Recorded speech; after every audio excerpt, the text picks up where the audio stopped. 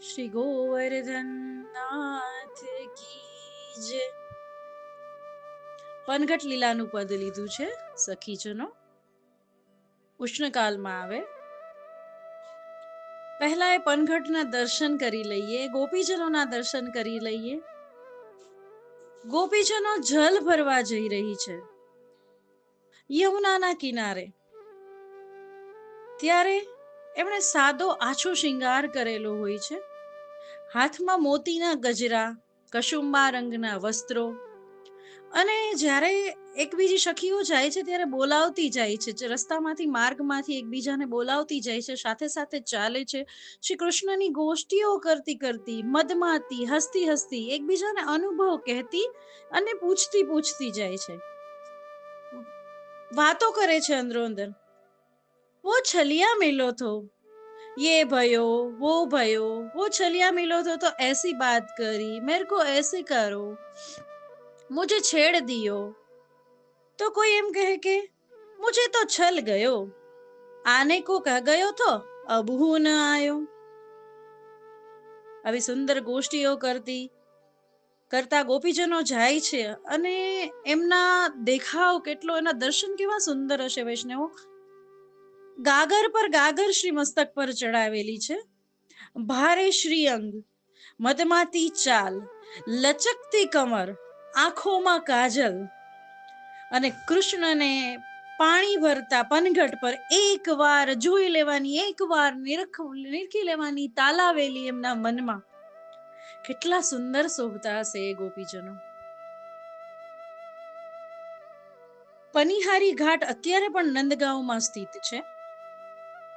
હવે આ જોતા પહેલા, પદ જોતા પહેલા કેવી રીતે લીલા બની એના પર થોડો જોઈ લઈએ, પ્રકાશ કરી દઉં. એક સુંદર ગોપી, ખૂબ સુંદર ગોપી માથે ઓઢી અને પાણી ભરવા જઈ રહી છે. યમુના જલ પર, કાલિંદી જલ પર, ઘાટ પર પાણી ભરે છે, યમુના જલ ભરે છે. અને ત્યાં દૂર પાછળ પ્રભુ આવી પહોંચે છે, શ્રી કૃષ્ણ આવી પહોંચે છે. ઘણા દૂરથી જોવે છે કે પેલી સુંદર ગોપી જલ ભરી રહી છે, મટકી માથે ચડાવી રહી છે, પાણીની ગાગર. પણ એ ગોપી એટલી સુંદર લાગે છે, પ્રભુના મનને એટલી ગમી જાય છે. તો પ્રભુ વિચારે છે કે હું થોડી વાર અહીંયા ઝાડવા પાછળ સંતાય અને ગોપીના દર્શન કરે છે. ત્યાં ગોપી પાણી ભરી અને ગાગર પોતાના શ્રીમસ્તક પર પધરાવે છે. ત્યાં ગોપીને ખ્યાલ આવી જાય છે કે પેલો છલિયો પેલા કદંબના વૃક્ષ પાછળથી જોઈ રહ્યો છે, એ યશોદોત્સંગ લાલિત જ છે, નંદનંદન છે. એટલે પ્રભુને ખબર નથી કે એ ગોપી કોણ છે, પણ ગોપીને ખ્યાલ આવી ગયો છે કે એ નંદનંદન છે. ત્યારે ગોપી કહે છે, નેક લાલ ટેકો મેરી બહિયા, હે લાલ નેક, થોડો મારો હાથ પકડો. ટેકો એટલે હાથ પકડો, મેરી બહિયા, મારો હાથ. ઓઘટ ઘાટ ચડ્યો નહીં જાય, રપટ તો કાલિંદી મૈયા. આ ઘાટ આડાવડો છે, ઊંચો નીચો છે, મારાથી ચડ્યો નહીં જાતો. મારા પાસે ગાગર છે માથા પર, રપટ હો લપટાણ છે અહીંયા યમુનાજીમાં, કાલિંદી મૈયા, કાલિંદીમાં પડી જવાનો મને ભય લાગે છે. લાલ ને કાવ ટેકો આપો, મારો હાથ પકડો. સુંદર શ્યામ કમલ દલ લોચન, દેખ સ્વરૂપ ગ્વાલ અરુજાની.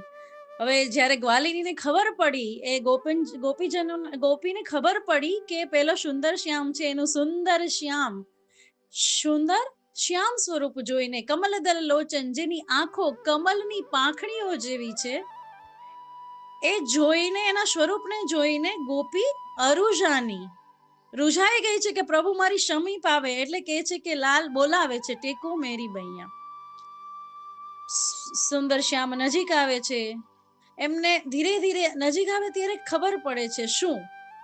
ઉપજી પ્રીતિ કામ ઉર અંતર, તવ નાગર નાગરી પહેચાની. પ્રભુ એકદમ નજીક આવી જાય છે, એમની આંખો પેલી ગોપી સાથે મળે છે, એ ચંપઈ ગોર વર્ણ જુએ છે અને એમને ખ્યાલ આવી જાય છે, નાગર નાગરી પહેચાની, કે આ તો વૃષભાન દુલારી છે. ઉપજી પ્રીતિ કામ ઉર અંતર, જે પ્રીતિ ઉપજે છે, જે ઉર અંતરની ધડકનો વધે છે, ધડકનો મળે છે, ત્યારે પ્રભુને ખબર પડી જાય છે કે આ તો વૃષભાન દુલારી છે. તબ નાગર નાગરી પહેચાની. હસ વ્રજનાથ ગહ્યો કર પલ્લવ. પછી પ્રભુએ હસીને, હસ વ્રજનાથ હસીને ગહ્યો પકડ્યો કર પલ્લવ હાથની આંગળીઓ. જેસે ગગરી ગીર ન પાવે, એકદમ ધીમેથી. હવે માખણ જેવા પ્રભુ અને કમલ જેવી રાધિકા તો સુંદર ધીમેથી એનો કર પલ્લવ ગહી લે છે, એવી ધીમેથી કે એની ગગરી ગીરી ન જાય એમ ટેકો દે છે, એની બહિયાને ટેકો દે છે. પરમાનંદ ગ્વાલીની શયાની, પરમાનંદજીને દર્શન થઈ રહ્યા છે. પરમાનંદાસ દર્શન કહે છે કે અને કહી રહ્યા છે કે ગ્વાલીની શયાની ચતુર છે. કમલ નયન કર પરસ્યો ભાવે, કમલ નયન શ્રી કૃષ્ણ શ્રી ઠાકોરજીના કરનો પરસ્યો સ્પર્શ, હાથનો સ્પર્શ ભાવે, ખૂબ સુંદર લાગે છે અને ખૂબ આનંદ આવે છે પ્રભુનો હસ્તનો જ્યારે સ્પર્શ થાય છે. પરમાનંદ ગ્વાલીની શયાની કમલ નયન કર પરસ્યો ભાવે. સુંદર લીલા સ્વામિનીજી અને શ્રી ઠાકોરજીની નેક લાલ ટેકો મેરી બૈયા.